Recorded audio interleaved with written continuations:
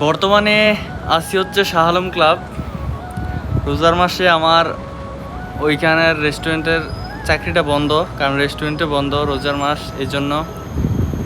তো শাহ আলম ক্লাব অনেক বড় একটা রেস্টুরেন্ট, অনেক নামকরা একটা রেস্টুরেন্ট, যার কারণে ক্লিন শেপ করে রাখতে হয়। তো শাহ আলম ক্লাব থেকে, শাহ আলম ক্লাবের ছাদ থেকে পুরো মালয়েশিয়া শহরটা দেখেন কত সুন্দর লাগে। আপনাদেরকে একটু দেখাই আমি।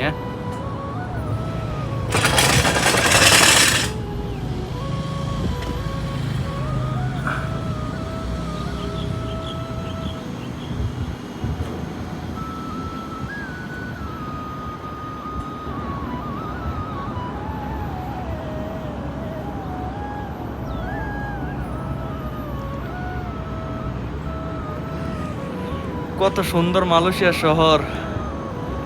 এরকম আরো সুন্দর সুন্দর জায়গা আছে, তবে আফসোস দাড়িগুলো নাই, ঠিকঠাক মতো ভিডিও করি না, আপনাদের মাঝে আসতে পারি না।